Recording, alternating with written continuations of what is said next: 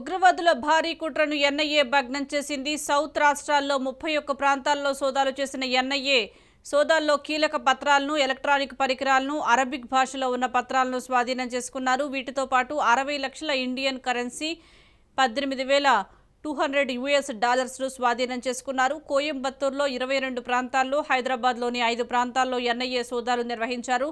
Regional study సెంటర్ల పేరుతో ప్రత్యేక శిక్షణ ఇస్తూ యువతను ఉగ్రవాదం వైపు ఆకర్షితులను చేస్తున్నారు ఉగ్రవాదులు. సోషల్ మీడియాలో వాట్సాప్, టెలిగ్రామ్ల ద్వారా ప్రత్యేక శిక్షణా తరగతులు ఇస్తున్నారు.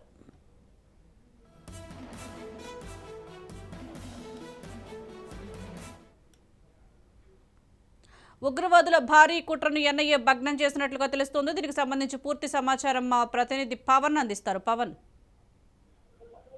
ఉగ్రవాదులు హైదరాబాద్ తో పాటు సౌత్ రాష్ట్రాల్లో కూడా మొత్తానికి 31 ప్రాంతాల్లో కూడా బాంబు పేలులకు సంబంధించి కుట్రను ఎన్ఐఏ అధికారులు కూడా భగ్నం చేశారు. ఎందుకంటే పూర్తిగా యొక్క సోదాల కీలకమైన ఆధారాలతో పాటు ఎలక్ట్రానిక్ వస్తువులు, అరబిక్ భాషలో ఉన్న సంబంధించిన పూర్తిగా అందులోని పత్రికలకు సంబంధించి కూడా అన్ని కూడా స్వాధీనం చేస్తున్నారు. అంతేకాకుండా వీరి వద్ద నుంచి కూడా 60 లక్షల రూపాయలు, 18,200 సంబంధించిన యుఎస్ డాలర్లు కూడా ఎన్ఐఏ అధికారులు కూడా స్వాధీనం చేస్తున్నారు. ముఖ్యంగా చూస్తే కోయంబత్తూరు ప్రాంతంలోనే దాదాపు 22 ప్రాంతాల్లో యొక్క సోదాలు నిర్వహించగా హైదరాబాద్ లో మాత్రము 5 చోట్ల యొక్క సోదాలు ఇంకా కొనసాగుతూనే ఉన్నాయి. కొనసాగుతున్న నేపథ్యంలో చూస్తే మాత్రము అరబిక్ క్లాసుల పేరుతో యువతను ఉగ్రవాదం వైపు పూర్తిగా మళ్లించడంతో పాటు వారికి సంబంధించి ఉగ్రవాదానికి ఎలా వెళ్ళాలి, దాని తర్వాత దానికి సంబంధించి పూర్తిగా యొక్క శిక్షణ తరగతులు కూడా ఇస్తున్నారు. అంతేకాకుండా సోషల్ మీడియా ద్వారా చూస్తే మాత్రము వాట్సాప్, టెలిగ్రామ్ ద్వారానే యొక్క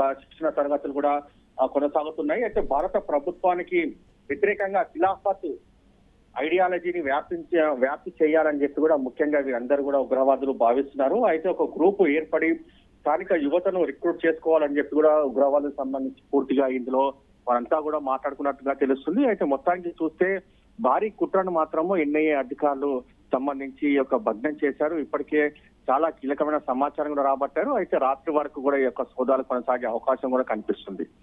పవన్, అలాగే రీజనల్ స్టడీ సెంటర్ల ద్వారా ప్రత్యేక శిక్షణ ఇస్తూ యువతను ఉగ్రవాదం వైపు ఆకర్షితులయ్యేటట్లు చేస్తున్నారు. దీని వెనుక ఏమైనా పెద్ద ముఠా ఏమైనా ఉందనుకోవచ్చా?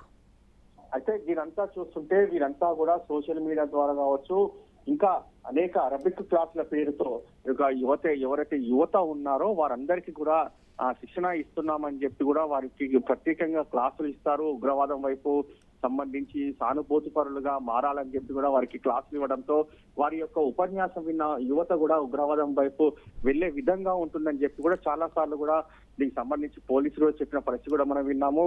అంతేకాకుండా ఐటీఐ సంబంధించిన ఉగ్రవాదులు పూర్తిగా